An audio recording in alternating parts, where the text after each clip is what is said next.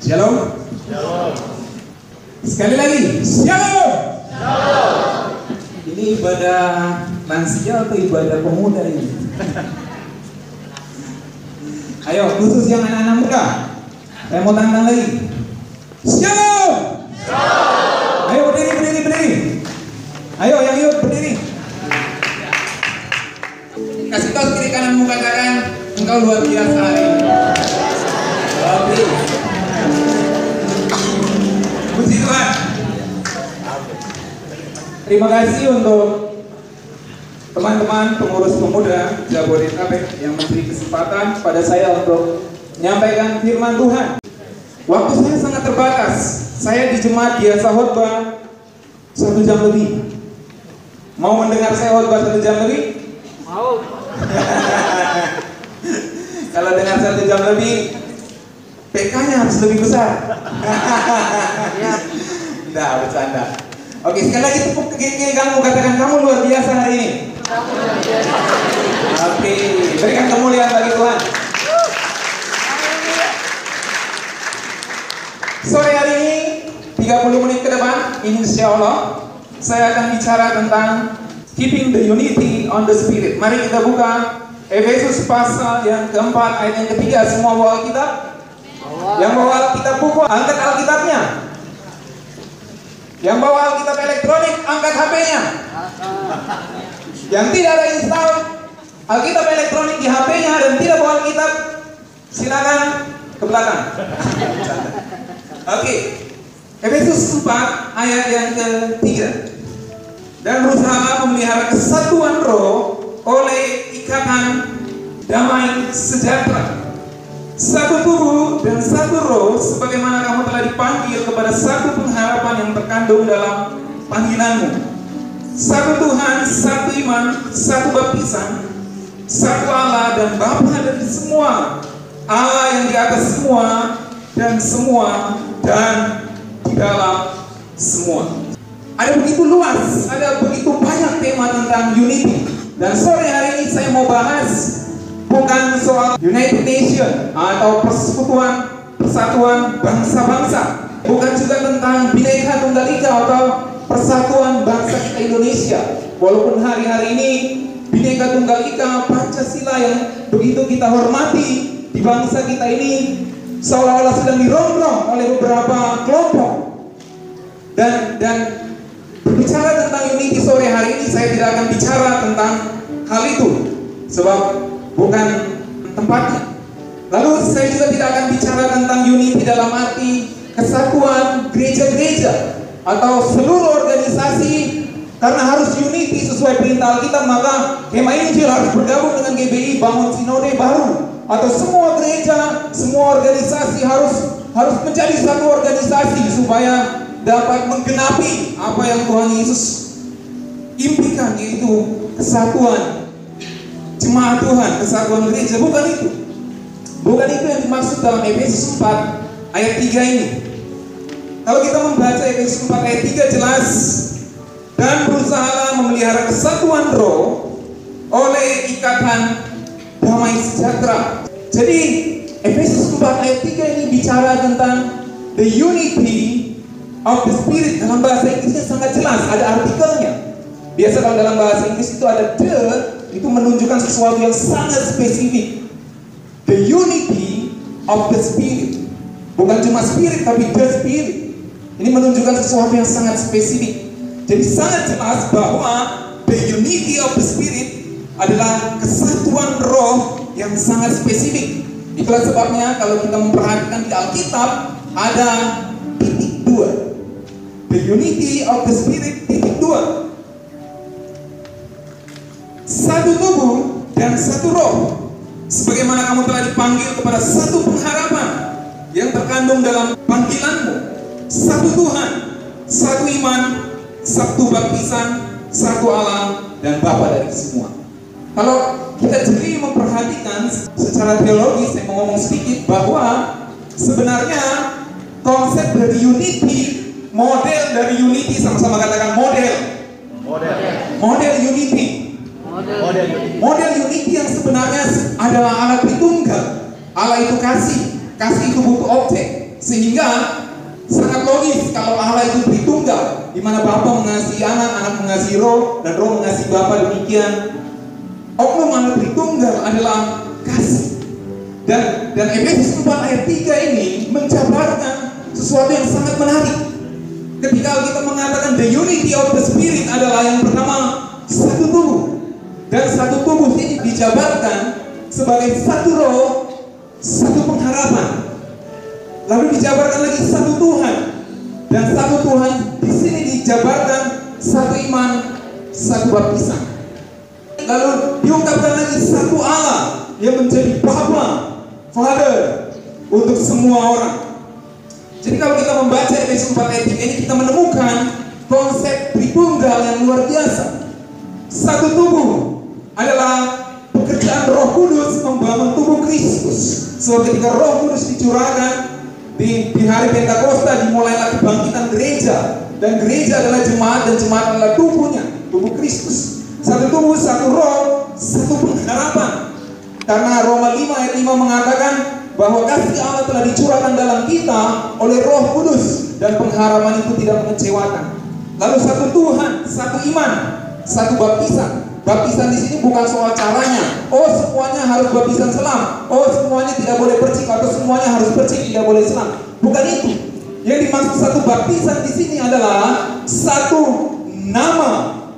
Karena kita dibaptis bukan seperti baptisan Yahudi, baptisan proselyt. Baptisan proselyt artinya orang-orang yang masuk agama Yahudi. Ingat, Yahudi itu bukan cuma soal bangsa, tapi Yahudi itu agama, Judaism. Jadi orang yang masuk ke agama Yahudi harus dibaptis, dan baptisannya namanya baptisan proselyt. Dan mereka dibaptis bukan nama the Messiah, Jesus Kristus yang kita sembah sebagai Tuhan dan Juru Selamat. Lalu ketika Rasul Paulus mengatakan satu baptisan, itu bukan soal cara, bukan soal cara. Sama-sama katakan kiri kananmu, bukan soal cara bro. Jadi bukan soal caranya, mau selam, mau percik, bukan soal itu. Satu baptisan yang dimaksud ini satu baptisan di dalam nama Tuhan yang sama, Tuhan Yesus Kristus. Berikan tepuk tangan untuk Tuhan kita Yesus Kristus. Amin. Jadi kalau kita mengerti firman ini dengan benar, kita akan mengerti waktu kita melihat teman-teman kita dari gereja lain, dan kita berani mengatakan, ku tak pandang dari gereja mana, ayo, asal kau berdiri atas firman-Nya. Ayo tepuk tangan. Kalau hatimu seperti hatiku, katakan apa? Saudara dan saudari. Itu maksudnya satu baptisan, satu Tuhan dibaptis dalam nama Bapa, Anak dan Roh Kudus. Nah, satu tubuh, satu Tuhan, satu Allah inilah yang dimaksud oleh Tuhan Yesus di dalam doanya di Yohanes pasal 17 ayat 20-23. Saya bacakan di sini. Dan bukan untuk mereka ini saja aku berdoa, tetapi juga untuk orang-orang yang percaya kepadaku oleh pemberitaan mereka. Tuhan Yesus berdoa untuk kita. Katakan kiri kananmu, Tuhan Yesus berdoa untuk. Bukan untuk murid-muridnya saja Tuhan Yesus berdoa, tapi untuk orang-orang yang percaya kepada pemberitaan mereka. Dan hari ini engkau percaya kepada pemberitaan para rasul kurang lebih 2000 tahun yang lalu. Jadi doa Tuhan Yesus untuk kita juga, supaya mereka semua menjadi satu, sama seperti engkau ya Bapa di dalam aku. Perhatikan, waktu Tuhan Yesus bicara tentang oneness, Tuhan bicara tentang unity, Tuhan Yesus bicara atau mematok satu model.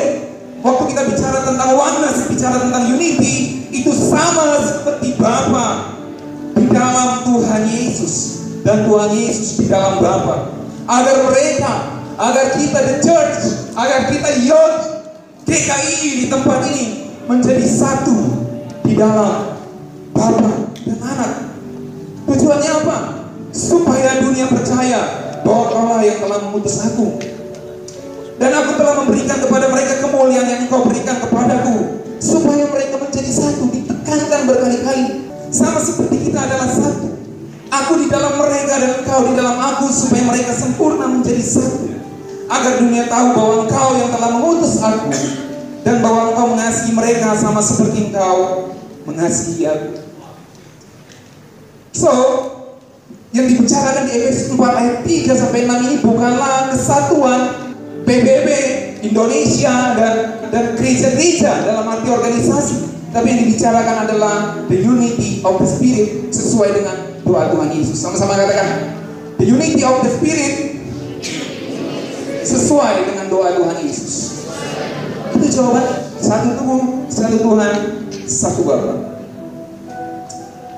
So pertanyaannya tercatat di Efesus 4 ayat 3. Dan berusaha memelihara kesatuan roh oleh ikatan damai sejahtera. Pertanyaannya adalah how to keep the unity of the Spirit.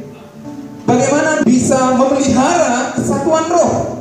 Untuk memelihara kesatuan roh maka kita harus tahu ingredient, bahan-bahan, komposisi dari unity.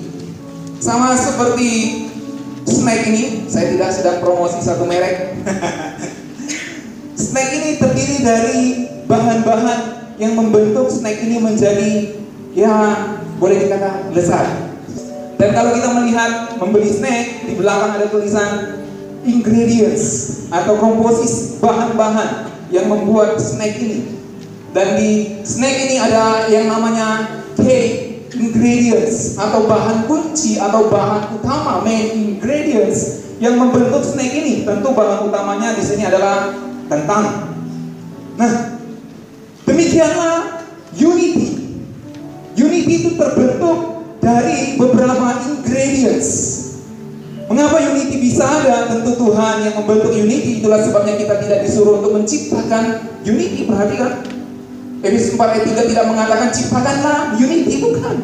Kita tidak bisa menciptakan unity. Unity hanya bisa diciptakan oleh Tuhan ketika Dia mati di kayu salib dan bangkit naik ke surga, memberikan Roh Kudus kepada kita, dan kita semua menjadi satu di dalam Tuhan ketika kita percaya kepada Dia. Itulah the unity. Pertanyaannya adalah bagaimana memelihara, how to keep the unity. Dan untuk mengerti bagaimana memelihara unity, kita harus mengerti komposisi. Kita harus mengerti ingredients dari unity. Saya mencatat 3 hal saja yang saya akan sampaikan secara cepat, sebab waktu saya sangat terbatas. Baik, yang pertama, the unity, ingredients pertamanya adalah the peacemakers. Bagaimana unity itu bisa ada, bagaimana unity bisa terpelihara? Karena the unity terdiri dari orang-orang yang peace, orang-orang yang damai, orang-orang yang suka membawa kedamaian dan membuat kedamaian. So, untuk memelihara the unity, maka kita harus to be a peacemaker. Kalau kita diperintahkan how to keep the unity, maka kita harus menjadi seorang peacemaker, not a troublemaker. Efesus 4 ayat 3 dalam terjemahan bahasa Indonesia sehari-hari berkata, berusahalah sungguh-sungguh itu untuk hidup dengan damai, supaya kesatuan yang diciptakan oleh Roh Allah tetap terpelihara. Kalian yang laki-laki pasti suka nonton bola, yang wanita juga kemungkinan besar suka nonton bola. Kalau teman satu tim itu dihajar oleh teman tim lain, apa yang dilakukan oleh teman-temannya? Beberapa baku pukul. tapi secara umum kebanyakan apa yang mereka lakukan? Mereka mendamaikan. Mereka melerai. Mengapa mereka harus mendamaikan? Why? To keep the,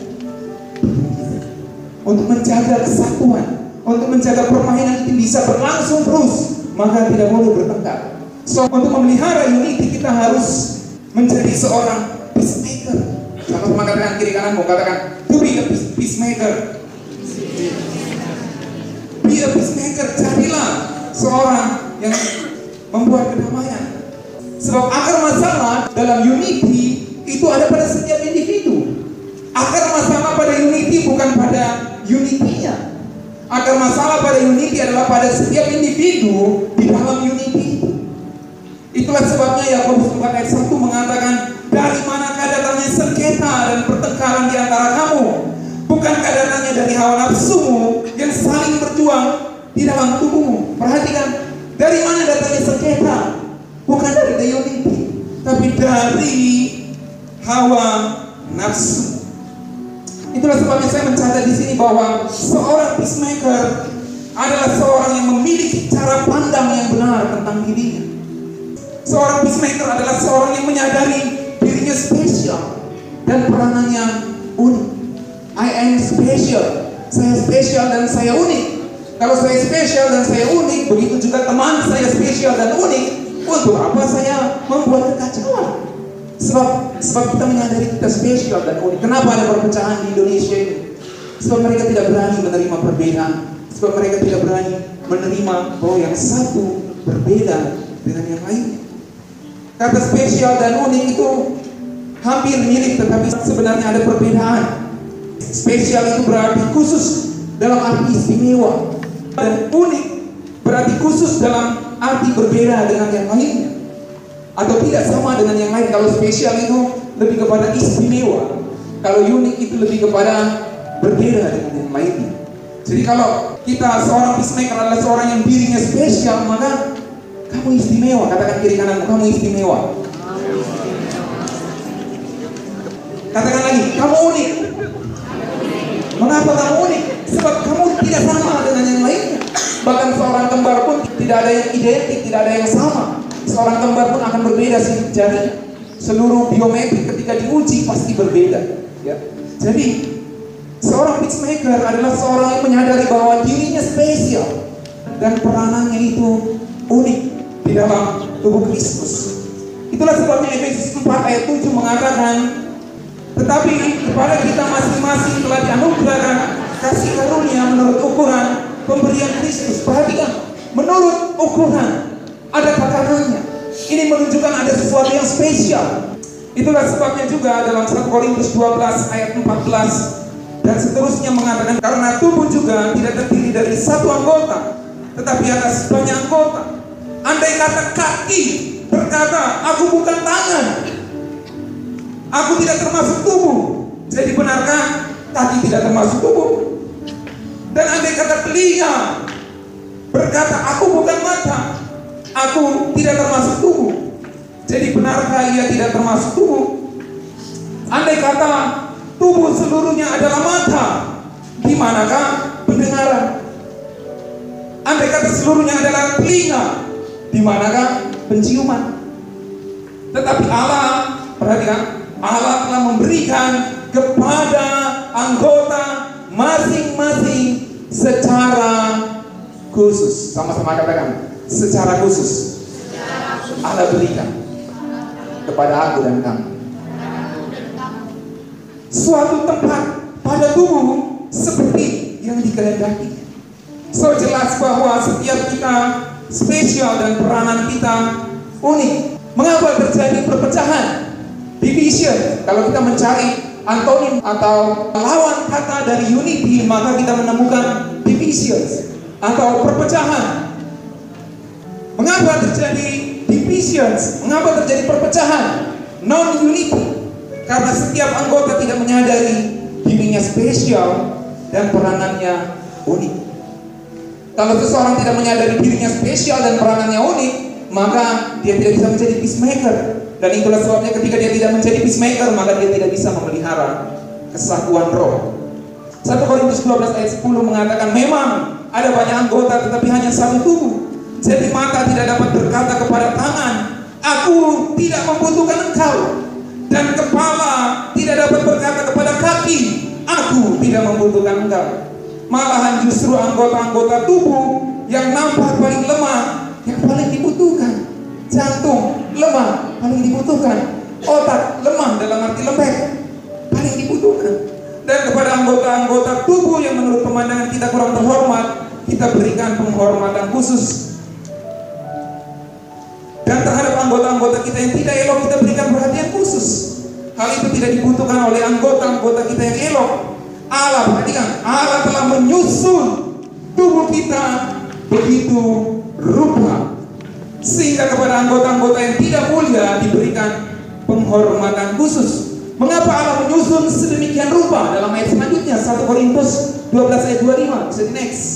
Mari kita membaca, yang bisa membacanya 1, 2, 3. Supaya jangan terjadi perpecahan, jangan terjadi divisions dalam tubuh, tetapi supaya anggota-anggota yang berbeda itu saling memperhatikan. So mengapa terjadi perpecahan? Karena mata tidak menyadari dirinya spesial dan dia berkata, aku mata, aku tidak membutuhkan engkau kaki. Bagaimana mata bisa berjalan kalau tidak ada kaki? Dan bagaimana kaki bisa berjalan dengan benar kalau tidak ada mana. Mengapa division perpecahan terjadi? Karena setiap orang tidak menyadari bahwa dirinya spesial dan peranannya unik.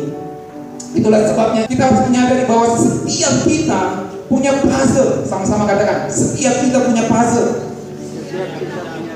Kalau seandainya tubuh Kristus ini dibuat puzzle, maka setiap kita punya puzzle untuk melengkapi tubuh Kristus itu.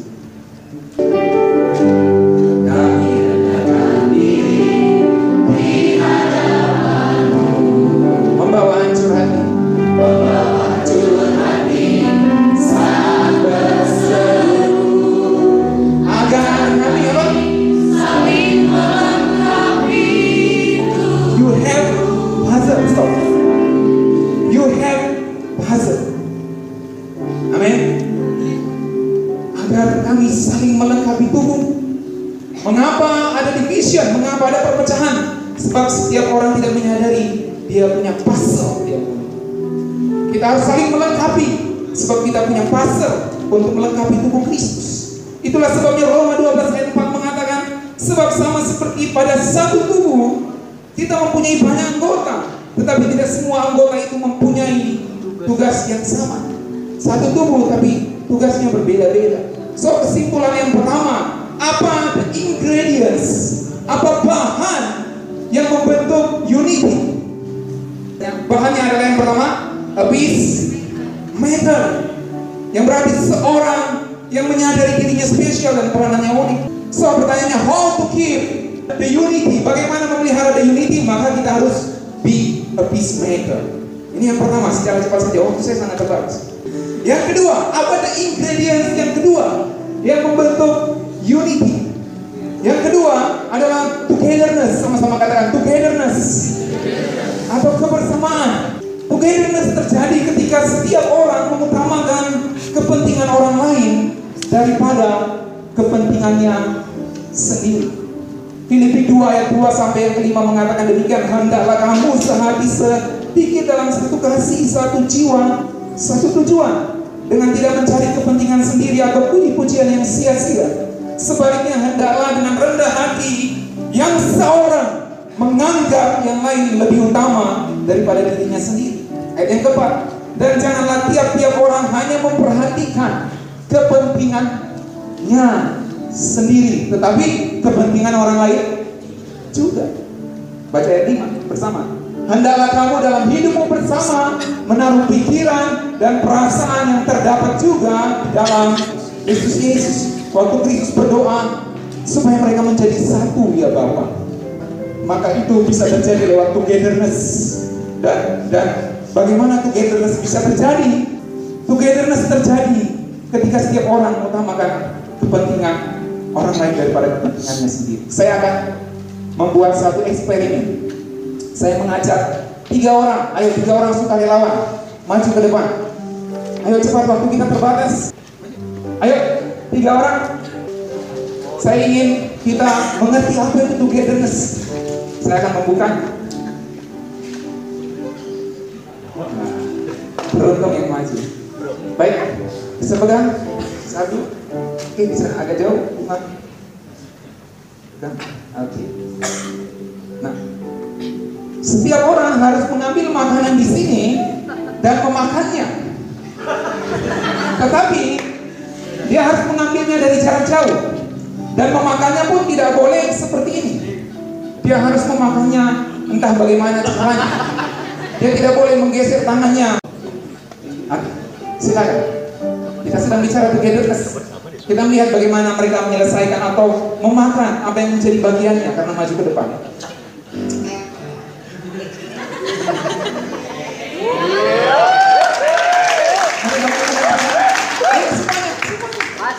Coba. Jangan lupa, Bu. Yang banyak. Ayo bagaimana supaya together? Yes. Bersama. Bersamaan.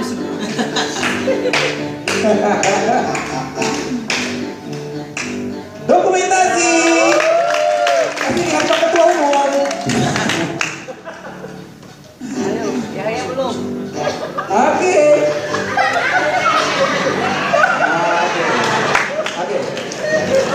Teruskan beberapa kali lagi. Perhatikan, dia tidak memperhatikan kepentingannya sendiri. Dia memperhatikan kepentingan orang lain juga. Dan waktu dia memperhatikan kepentingan orang lain, maka kepentingannya pun akan terpenuhi. Bisa nangkap sampai sini? Oke, waktu kita terbatas dari eksperimennya cukup sampai sini. Terima kasih sudah maju. Nanti dikasih kembali ya. So, bisa nangkap apa yang saya sedang tampilkan kepada saudara?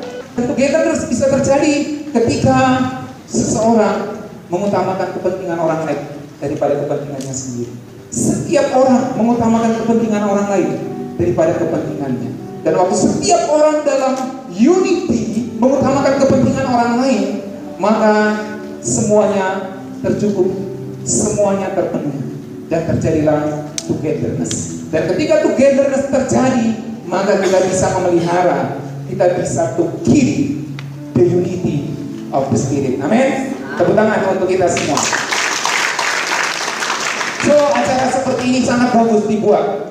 Tentu secara event bisa mempererat tali persaudaraan kita dan mempererat togetherness kita. Selanjutnya kita terapkan ke gereja lokal kita masing-masing. Yang ketiga, secara cepat, apa the ingredients of the unity? Bahan dari unity yang ketiga adalah combination. Efesus 4 ayat yang ke-16 mengatakan, daripadanya lah seluruh tubuh yang rapi tersusun dan diikat menjadi satu oleh pelayanan semua bagiannya sesuai dengan kadar pekerjaan tiap-tiap anggota. Perhatikan, seluruh tubuh rapi tersusun. Bagaimana bisa rapi tersusun? Jelas ada kombinasi. Combination artinya menempatkan secara tepat. Sama-sama katakan, menempatkan secara tepat.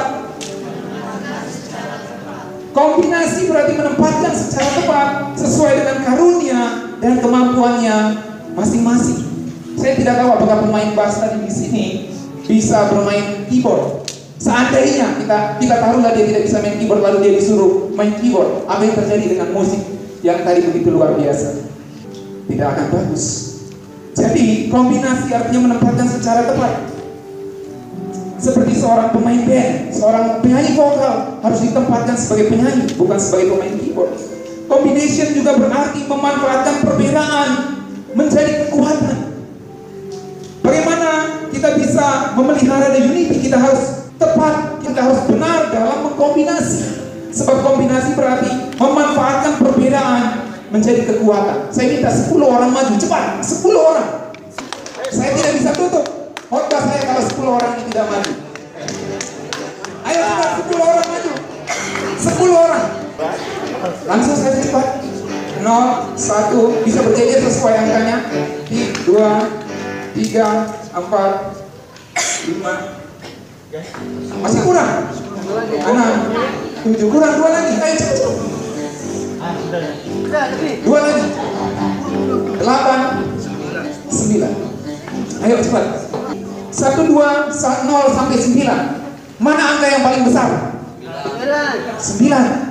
Satu kali 9 berkata kepada 8, hai 8, pergi kamu. Dia pukul 8, pergi kamu. Lalu angka 8 berkata, kenapa? Sebab aku lebih besar dari kamu. Lalu si 8 pun pergi dengan marah dan datang kepada 7. Dia memukul si 7, hai 7, pergi kamu. Lalu 7 mengatakan, mengapa? Sebab aku lebih besar dari kamu, aku lebih kuat, aku lebih tua dari kamu. Maka 7 pun pergi dengan kecewa kepada 8. Lalu 7 memukul 6 dan berkata demikian yang sama. Lalu yang 6 berkata melakukan hal yang sama kepada 5. Dan 5 pukul dia melakukan yang sama kepada 4. Dan 4 melakukan yang sama kepada 3. Dan kepada yang 2 dilakukan hal yang sama. Dan 2 melakukan hal yang sama kepada 1. Tetapi kemudian 1 mengerti firman Tuhan. Dia tahu artinya memelihara unity. Seperti orang Papua yang mencintai Tuhan. Tepuk tangan untuk orang Papua. 1 melihat 0 yang lebih rendah, yang lebih kecil, yang lebih lemah dari dia. Lalu dia datang kepada 0, aku mengasihi kamu. Mari kita berkombinasi. Dan waktu mereka maju, maaf silakan maju ke depan. Waktu mereka maju berkombinasi, pertanyaan saya, siapa yang paling besar di sini? 10? Saya ulang, siapa yang paling besar di sini? 10. Inilah the power of unity. The power of unity terjadi ketika kita bisa menempatkan seseorang secara tepat dan mengkombinasikan secara tepat. Terima kasih Tuhan. Kita akan duduk, terima kasih. So, mau kita memelihara unity, amin? Mau kita memelihara togetherness, amin? Mau kita menjadi seorang peacemaker, amin? Lalu, terakhir, saya tutup dengan ini. Terakhir. Mengapa kita harus unity? Unity dalam Alkitab itu terkait erat dengan dua hal. Yang pertama, unity terkait erat dengan kedewasaan. Efesus mengatakan kalau rasul, pengajar, gembala mengajarkan sesuai dengan karunia masing-masing, akan terjadi pertumbuhan, akan jadi pendewasaan kepada jemaat. Dan yang terakhir, Tuhan Yesus berdoa supaya jemaat satu, supaya orang-orang satu, supaya anak-anak muda menjadi satu. Supaya apa? Supaya dunia melihat bahwa engkau di dalam aku dan aku di dalam engkau, dan dunia percaya kepada Kristus. Unity sangat erat kaitannya dengan penginjilan. Itulah sebabnya kita harus unity. Sebab waktu kita unity, kita bisa dibaca semua orang, dan semua orang bisa melihat kita adalah surat Kristus yang terbuka, yang bisa dibaca oleh semua orang. Tetapi kalau kita terpecah belah,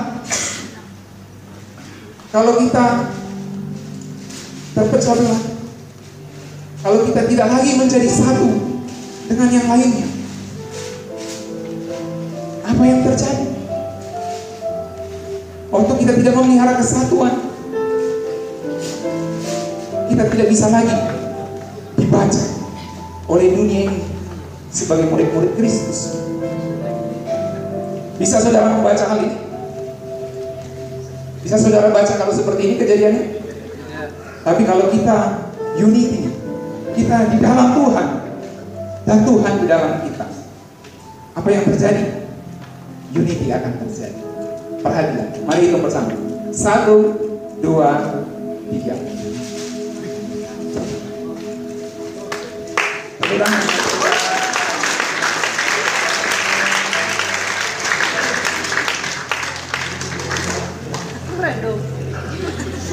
Ada yang lihat triknya. Tapi saya mau kasih satu pesan di sini. Saya bukan mau main sulap. Saya mau kasih satu pesan. Kalau kita terpecah, kita tidak bisa dibaca semua orang. Tapi waktu kita bersatu, semua orang bisa membaca kita. Amin. Dan orang bisa melihat Kristus tinggal di dalam kita, seperti Dia tinggal di dalam Bapa, dan kita di dalam Bapa dan Tuhan Yesus. Amin.